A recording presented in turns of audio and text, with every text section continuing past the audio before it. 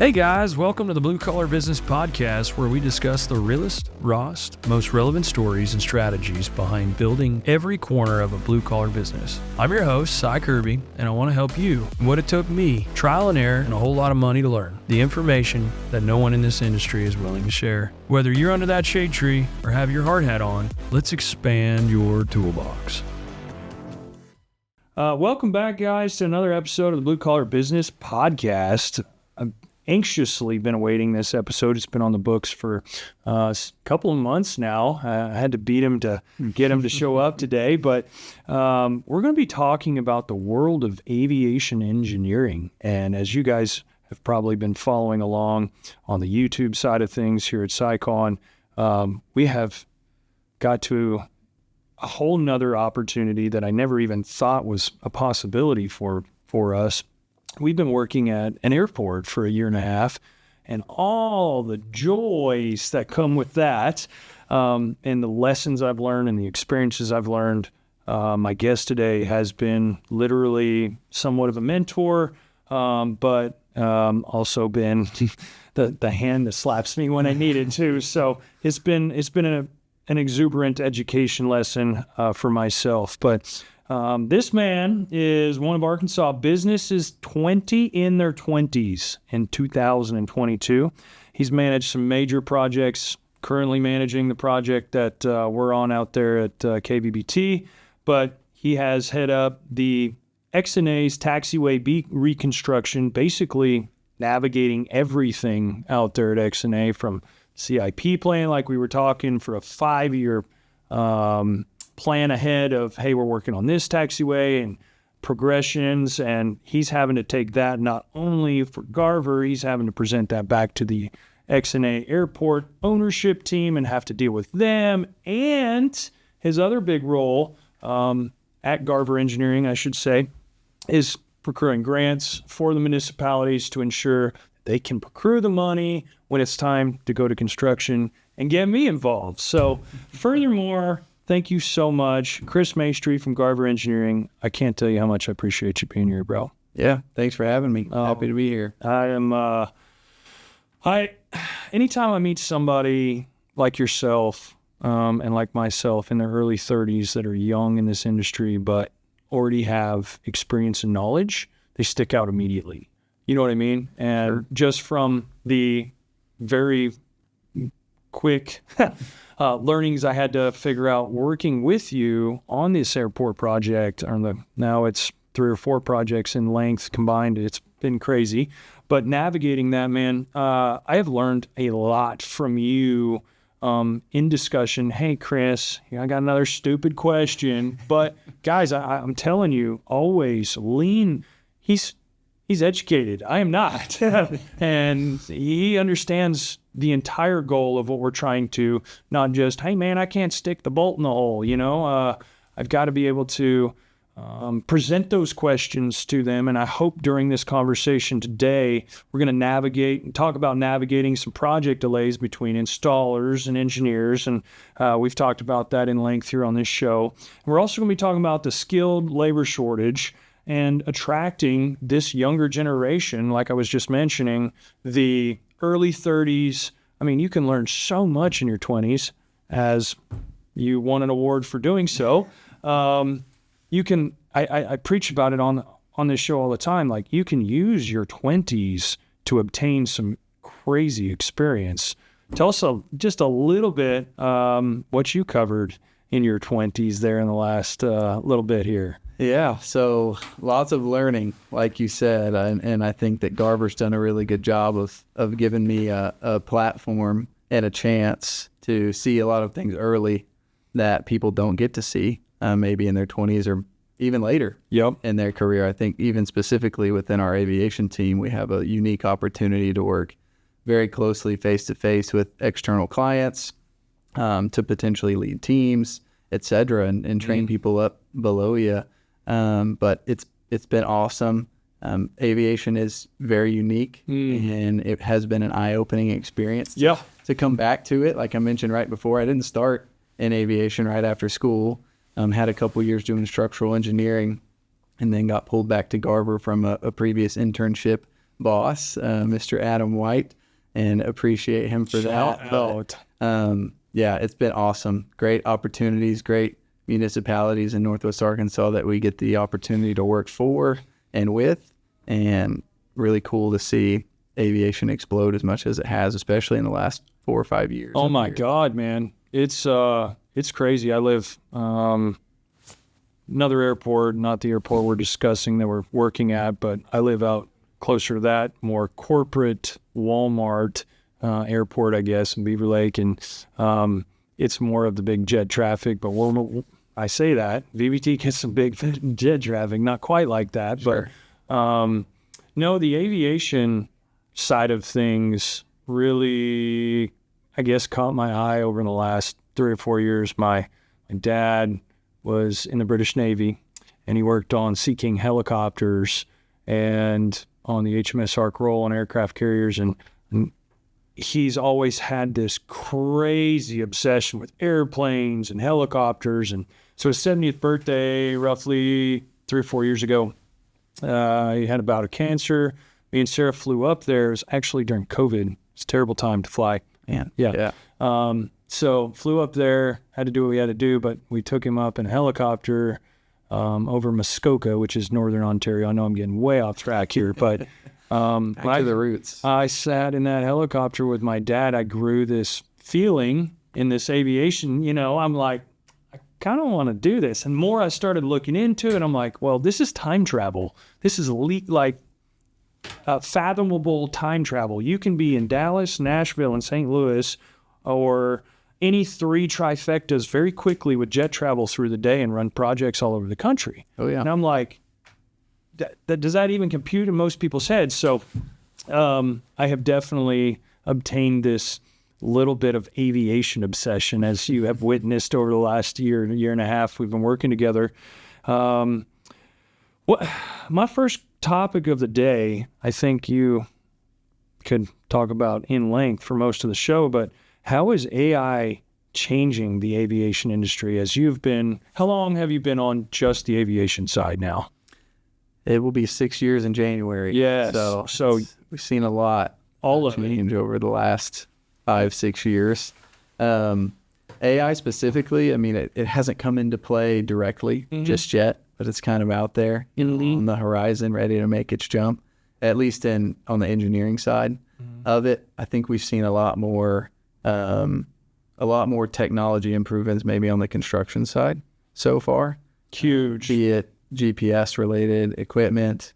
We talk like you throw a model in your dozer now, and it can go grade the whole site for you if you set it up correctly. That's right.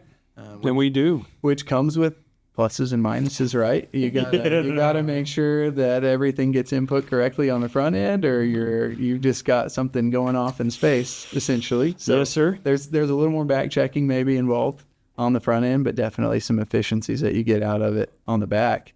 And Literal automatic efficiencies. yeah, and if you learn to do it on one site, hey, it's pretty much the same thing everywhere else. So Over and over. Yeah.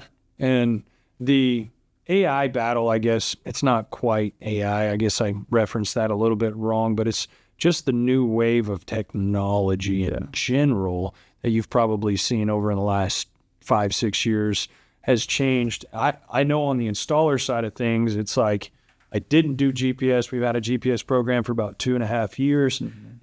As we moved into commercial, you couldn't come out there and do an airport job without it. I think it's requirement of Garver for you to have your own GPS. But testament to you guys, I know I've been preaching all the time about GPS, but it is now, time is to learn is right now, while everybody's still kind of fumbling around what is actually transpiring. But then if you can obtain it on the installer side of things and actually start using it to move forward, things get crazy. And as Chris mentioned, you can literally take a file from an email and email it to my dozer, and Mr. Sam, shout out, he can sit there and click on that file, and he is very, very good at it, because you also mentioned you have to input everything correctly the first time. And he was like, hey, I was on a job a year ago. He's like, hey, come here, look at this. And we haven't had this iMachine very long, which has the capable of doing fully auto hydraulics. And he's like, hey, come look at this. You want everything right here to drain like at a 0.2 and you won't even see it to your eye? And I'm like, this whole site? He's like, yeah, rain's coming. I'm like, no, can you really do that? He's like, yeah. Do. And it was amazing.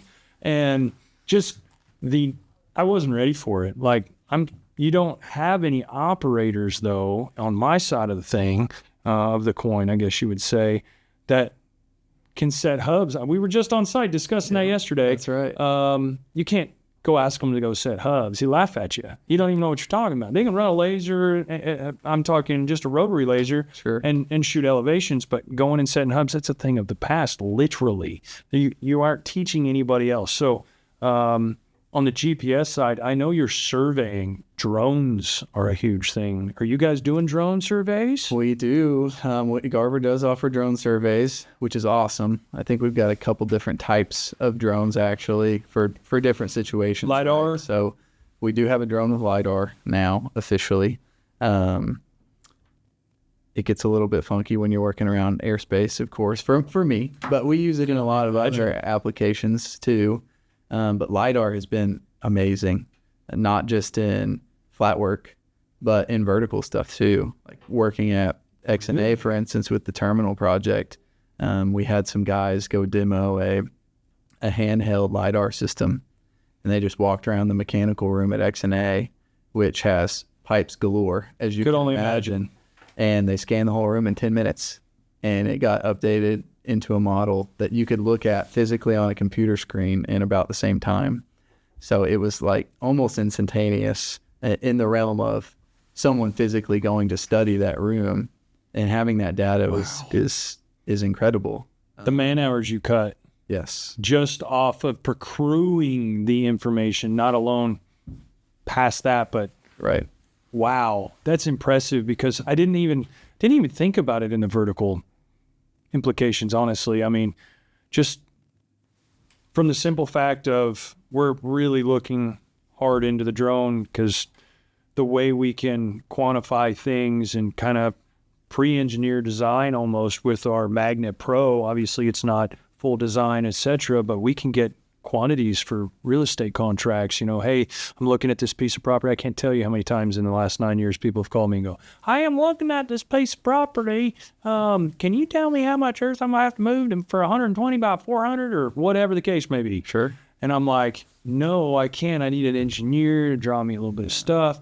Now, with our GPS program, now I'm not talking about getting a full site design, but I can get an understanding of the site conditions and go give you an estimated, quantity within reason to get them a budgetary numbers, when they're making that real estate transaction. But like Chris was saying, there's literal drones now that we can run out there, and instead of going and taking a shot every 10 feet, I don't quite know, but 30 minutes, you can run 5 acres with a GPS plotted out drone that goes back and forth, and it quantifies the dirt below it.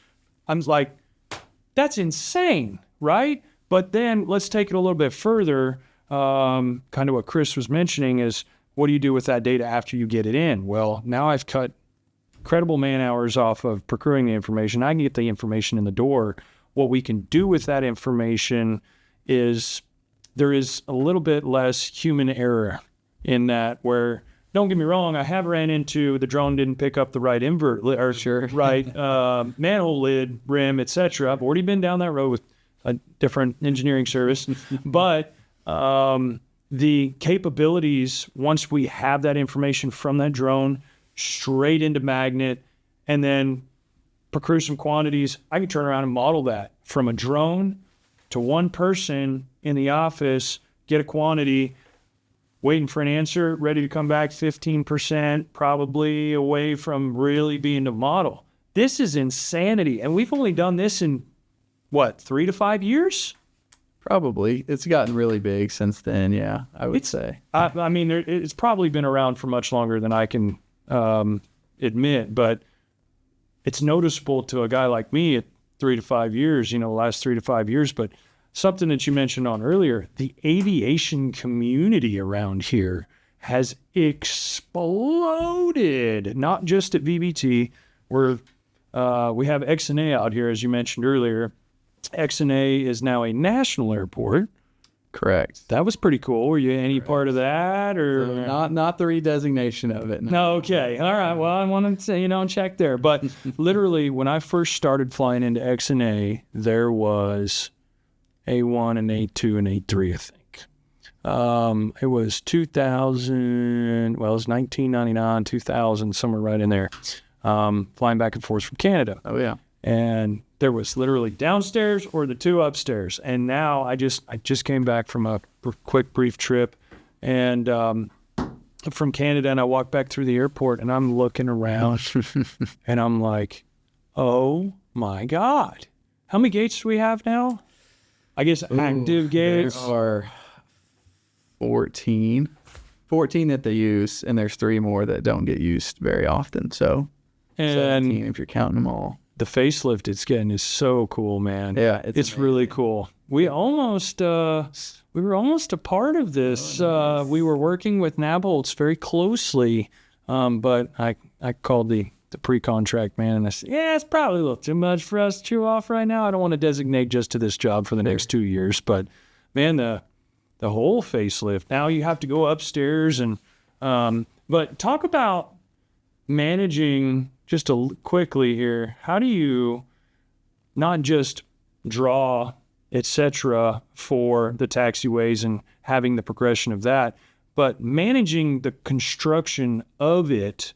Give us a brief rundown of where it starts, how involved you are, because you're fairly involved, but kind of touch on each role that you do through a construction, like Taxiway B that you're doing right now, from the airport side. Yeah, so it varies from project to project and client to client, but we'll take, in most instances, we'll take a project that we designed and we went and took to bid, public bid in most situations. And from that point, we're helping the airport review bids, recommend award, submit a notice of award to the low bidder. And then construction really kicks off. We're working on getting funding for that construction with the FAA in most cases, or the state. And from there, we handle pre-construction meetings, all the submittal reviews. We also... Famous submittal log, yeah, I'm telling you. Yeah, that's right. That's right. There's only one way to keep track of them. That's right. We'd lose it pretty bad if we didn't have that submittal log. But everything you can think of from a construction standpoint, keeping track with the contractor. On the Bentonville project that you're on right now, obviously we don't have a full-time construction observer, but in a lot of cases with bigger aviation projects, we've got someone on site from Garver full-time. You'd have to. And that's got eyes on it, and he's our eyes in the field. We've got our at least project manager in the office, if not more than that, dedicated to that project.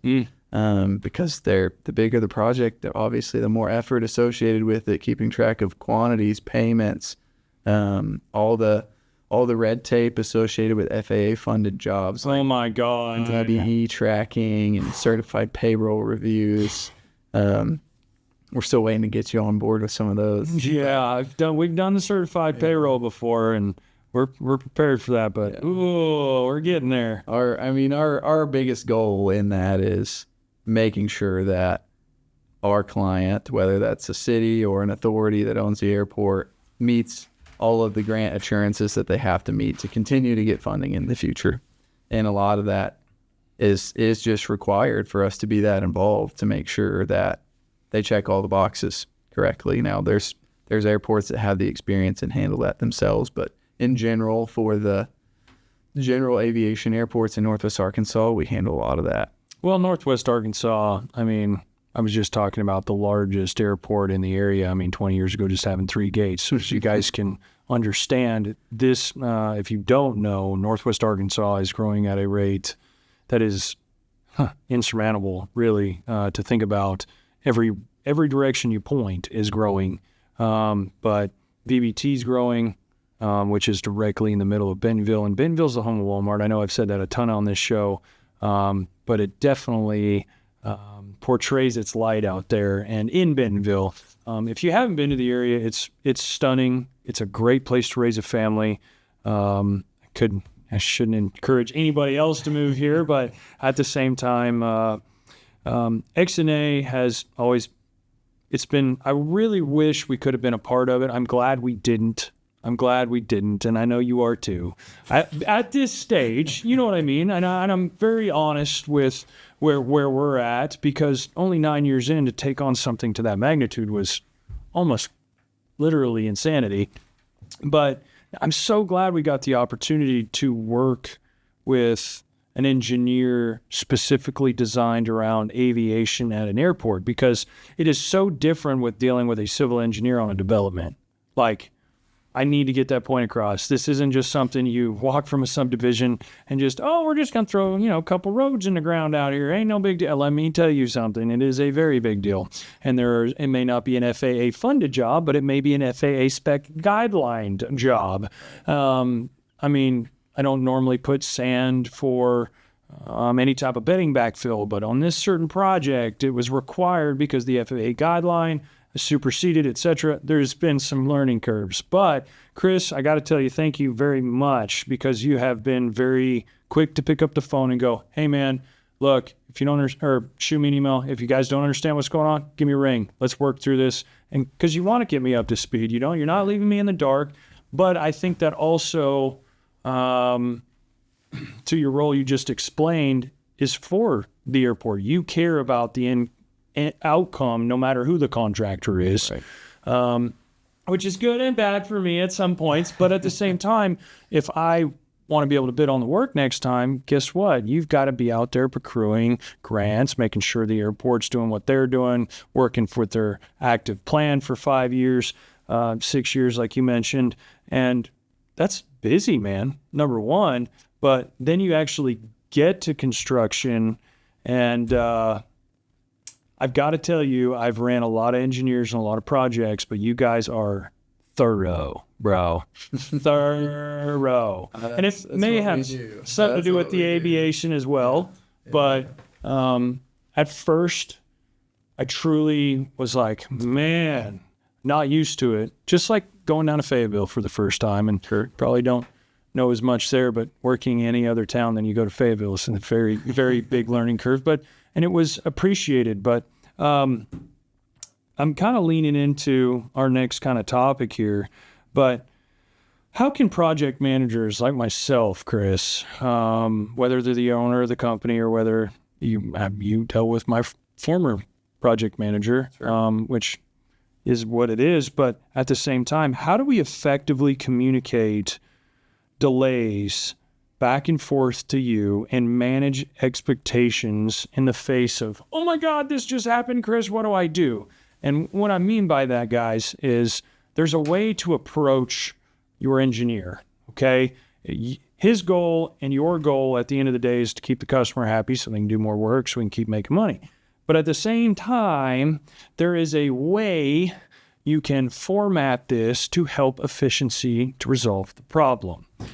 That's what I'm looking for discussion out of you, sir. Sure. No, I think getting with your engineer first is a key part of that, right?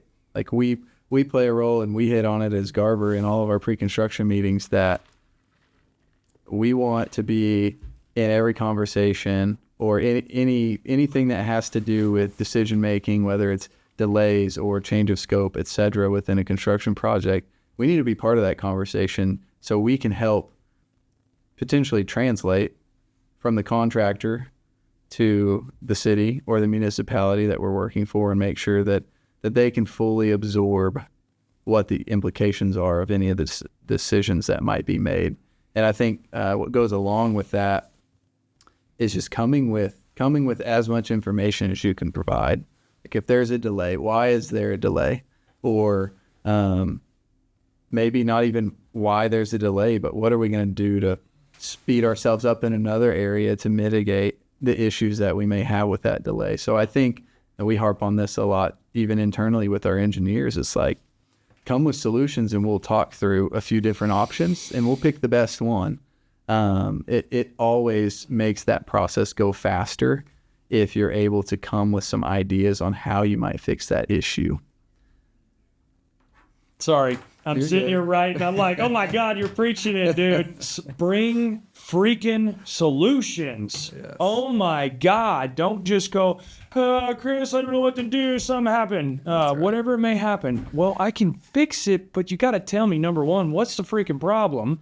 That would be helpful. Yep. And not just verbally, guys. I need to be unbelievably transparent right here. Verbal is nothing in our world if you don't know up until this conversation.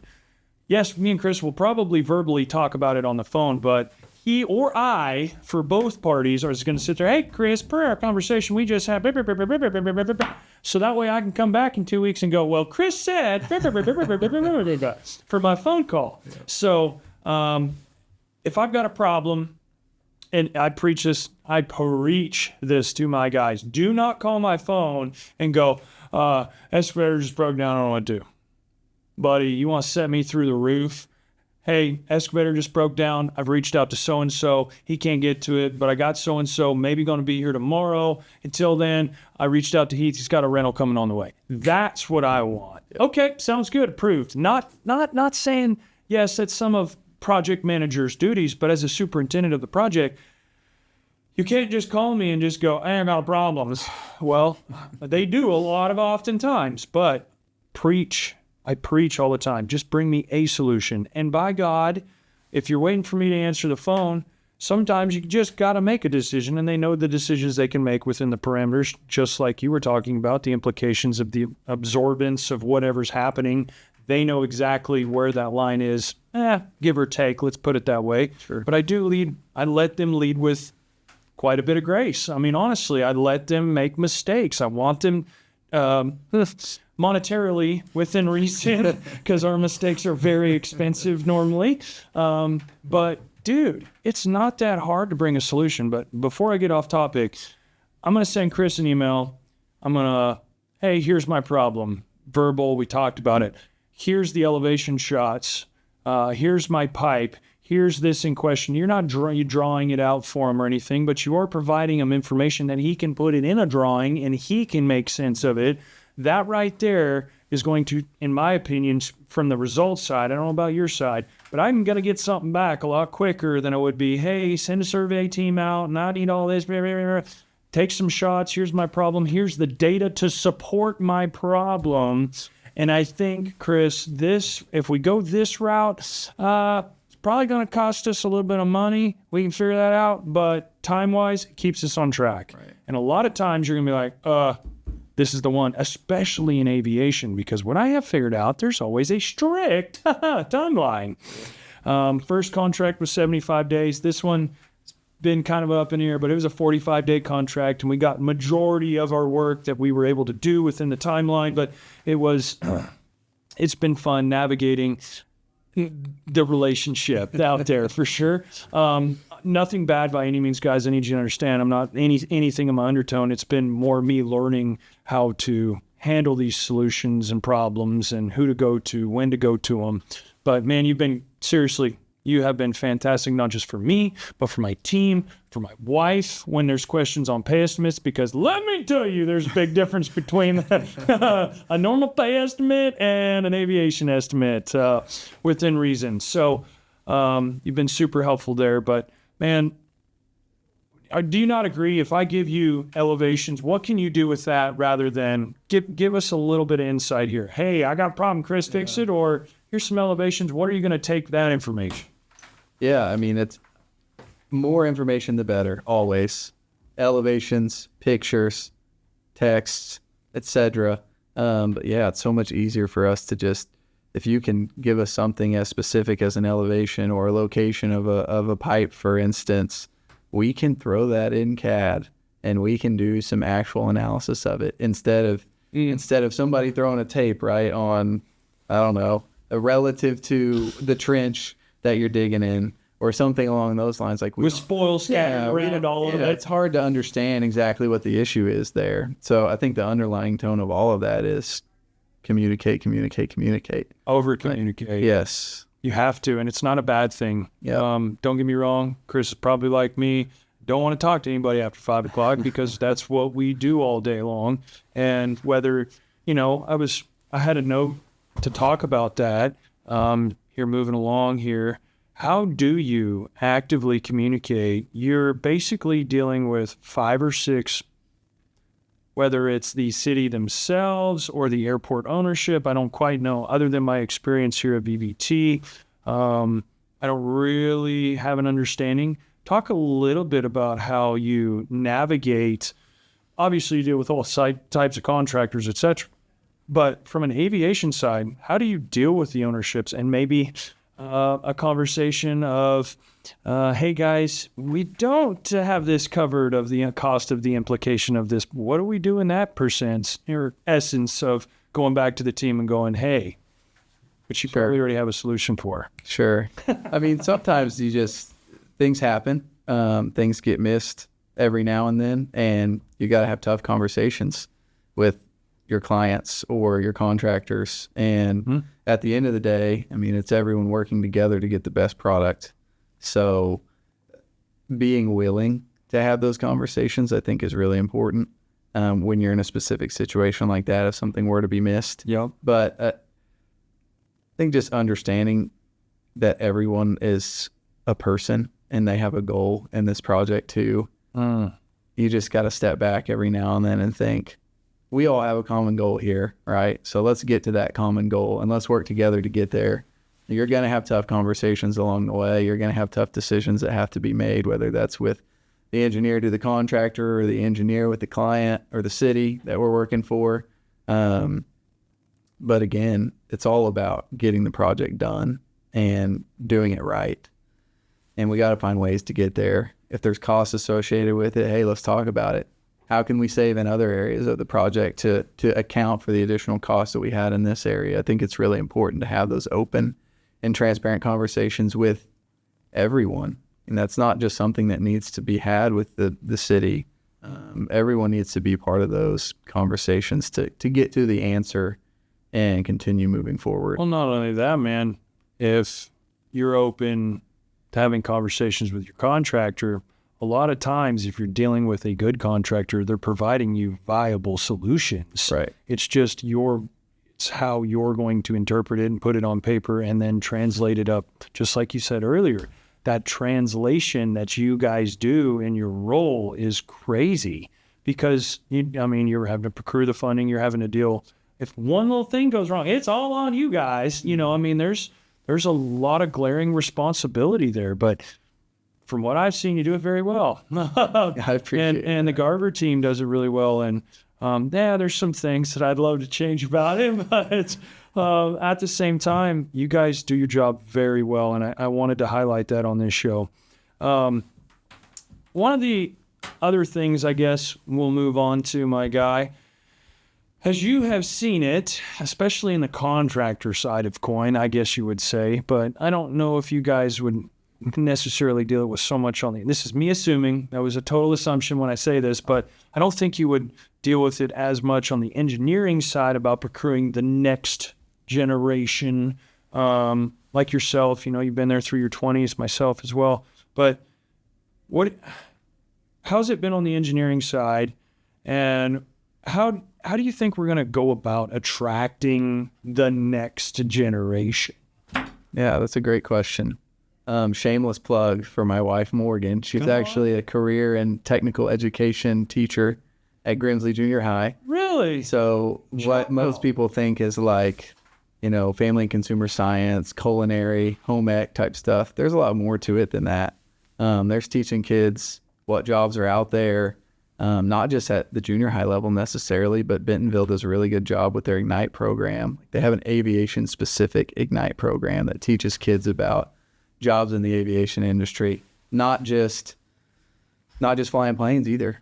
I mean, those kids get drone certified. A lot of jobs in aviation. They get to look into game composites and actually help with building some of the aircraft. So you got to have mechanics, you got to have installers, you got to have builders, and it's not just all aviation related. That's what I'm hitting on right now, but That's a lot about what you do, sir. Yeah, opening that sphere to kids when they're young to know what's available. Like when we were going and growing up, it was, you got to go to college. Yeah, you have to go to college. And you're going to have those people. Yep. But it takes all kinds of people. And if it was only engineers sitting in the office, nothing would ever get done. No, sir, it would not. So we understand that. We understand that fully. And we got to have good partnerships and build up that younger generation to be interested in, heck, maybe not just engineering, but just in construction in general. And maybe they'll find their niche in the field, Dude, instead of working in the office and actually designing it. I didn't even know about those programs, so shout out to Miss Morgan. That's so awesome. I was actually doing a show in here a couple weeks ago and walked out the door after a show, and there was a gentleman standing in the lobby. His name is Rodney Ellis. Shout out to Mr. Ellis with Workforce Program in Springdale. I had no idea what they were doing for the skilled trades. I had no idea. And I told him I want to be all a part of it, be looking for episodes to come out on Psychon Excavation and Utilities YouTube page because it's fixing to be hitting.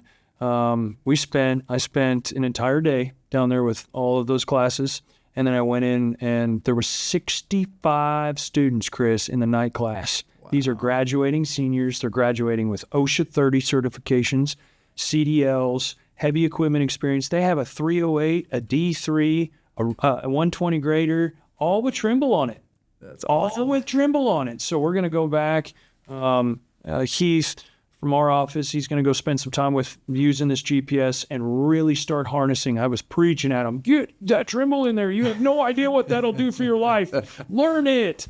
And I mean, there was several girls there, younger girls, 17-year-old senior girls, that can flat run a machine. Like, I was impressed. Don't get me wrong, they ain't gonna go dig a ditch tomorrow, but for the amount of time they've had on this equipment, it kind of blew my mind. But I went and spent a lot of time, and I'm very involved moving forward. There'll be lots of things coming, so be looking for that. But I agree, man. When we were in school, my mom straight up knew this old boy wasn't going to college. Actually, that's why I'm an LSU fan. I wanted to go to vet school. When I first moved here, before I even moved here, my grandfather had a little dial-up. He used to play internet checkers. That was his thing. I got on MSN back then. It's Canadian, so anyways, I typed in there large veterinary school. So I was 9 or 7 or 8, and Louisiana State University popped up, and I was like, that's where I'm going. It was dead set in my mind. Then I got down here, and I just happened to live in Springdale, right next to arch rivals, Arkansas Razorbacks. They made fun of me for it even more, the Canadian redheaded stepchild-looking ginger guy. Yeah. So putting just purple and gold. That's right. I mean, I just added to the list of why people should hate me. So I navigated that for a while, but my mother knew pretty quickly. I mean, school wasn't hard for me. I'm not being any way, but school wasn't hard. I could get through it very easily to keep mom off my back on A's and B's on my report card. But I knew I wasn't going to go pay to sit in a classroom, sir. I know for a fact. And so when I came out, man, I worked for some municipalities, and then I jumped over to the contractor side of thing. And I know we're definitely straying here, but on my story time. But I knew for a fact, straight out of high school, just job hopped, trying to figure out what I was good at. And it wasn't working with my hands. Oh my God, dude, I can't hit a hammer and a nail to this day together. So I picked it, but man, I could only imagine if I had that opportunity that those kids have, having a CDL coming out of high school, having OSHA 30. I'm still trying to get some of my guys to sit down for 30 hours and do the schooling that I pay for and everything. Super frustrating. Anyways, to have that on your resume up against guys that still don't have it, that work for me right now. So I think that's kind of my requisite for what I think is going to attract the next generation. But we've got to get down into high school and fight this college is the only way thing, man. We need more contractors. As you were saying right before the show, man, we were talking earlier, Northwest Arkansas, crazy growth, but with growth means more companies, which means more contractors, etc. And it's been a very big race to the bottom as everybody makes entry to the market. And this year's been crazy. This year was crazy. But going off a little bit of a tangent there, what new skills do you think, speaking about these young blue-collar workers, these skilled trade guys, what do you think they need to be adapting to right now? Say they're coming out of high school, etc., towards these new technology changes. I was sitting there talking to those kids, tremble. Not every kid's going to have any type of opportunity with some type of technology with that. Sure. What other skills do you think they can adapt to? I think you can even take it even further down than that. Having a skill of adaptability, because that's what you're going to have to do. You're going to have that to progress or succeed in this world moving forward with how fast technology moves. I mean, it may be Trimble today, but in 2 years from now, it might be something bigger and better that you're just going to have to continue to learn. And maybe the base understanding is the same as that previous technology, but it's always going to get bigger and better. And you're going to have to continue to improve understanding of what you're using, or you're not going to be able to use it as good as the next guy, because somebody's going to learn it Quickly. And they're going to retain it. That's the biggest thing with my guys, is that I'm teaching all the time, whether they retain the information. I know that's right in so many different industry levels, but retaining the information, communication goes both ways. It's talking and listening. And I preach that to my guys all the time, but being adaptable is huge. That's hitting the nail on the head there, because I can't tell you the amount of situations I've been put in over the last 9 years. I had to be adaptable, whether it's walking into a room full of upper echelon people that I don't feel like I should necessarily be in the same room with, Sure. or it's communicating with my Hispanic guys that we've got an issue on site. Like, you have got to be adaptable to any situation, especially if you're going to hold responsibility as you move up in the career scale. Being adaptable and holding yourself accountable and others accountable, but mainly yourself, would help the situation majorly. But man, being adaptable, you're right, 100%. The other school I would say that I think Mr. Computer Whiz, Catman here is probably skipping over is, I know, I can't even say it's a skill anymore because they come out of high school typing and whatnot, but guys like in their 30s, I still have some guys that have a hard time sending an email. Sure. Like, professionalism through an email and literally being able to send an email, receive an email. I know it sounds elementary, but make sure you've got that down before you hit your 30s, because it takes a little bit longer to train you. But straight back to the communicate earlier. Dude, you have to. Knowing how to do it well is very important. And listening, man. Listening to the right communication, because everybody's out there bumping their gums, you know what I mean? That's also been a hard part for me over the years. I was just sitting here thinking, is there anything else that I didn't capture in the aviation you'd like to share industry before, that you'd love to share with the audience that maybe we hadn't even thought about before we close out here? I wanted to give you an opportunity. Nothing specific comes to mind, but if you haven't convinced everybody on here to come visit Northwest Arkansas and just walk outside and see the aviation community that we have here. It's unbelievable. Awesome planes. They're around often. The people that are flying here care about not just aviation, but also the community around them. So they're very respectful of everything that they're doing, and you don't get that everywhere. But combine that with everything else Northwest Arkansas has to offer, and you've got a pretty special place. I didn't think that when I first or was even going through school that I'd ever be involved in the aviation industry, but here I am, and it's been very, very fun to learn it and really dive in, working with contractors as close as we do, working with cities as close as we do, getting a little peek behind the curtain of what's coming up in the next 5, 10, 15 years potentially at some of our larger airports has been really eye-opening, and happy to be part of it. So anybody that gets the opportunity needs to come and check it out. It's not just they have two. What are the older birds? They're a VBT. One's a Spitfire and one is I have a Corsair. I can't ever remember that. But older World War II planes. They just flew them. They fly them often. I mean, we'll be out there working. And it's not an everyday thing by any means, but a plane like that you don't fly every day.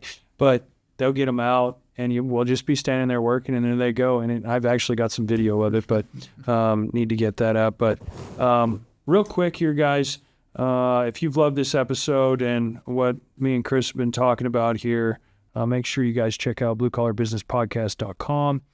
You'll find all our episodes, and if you're listening to us on a streaming software or platform, make sure you give us a good rating and give us a follow on that platform. So I appreciate you guys there. But one last thing for you, Chris, before you go, I ask every single person on this show before they walk out the door, I ask them, what's a takeaway for the blue-collar workers, skilled trades, men and women that are sick and tired of being stuck in the mud? And that's not just a literal sense, but I'm talking about mental, emotional, physical, if you say, as they're anybody in the skilled trades are just stuck.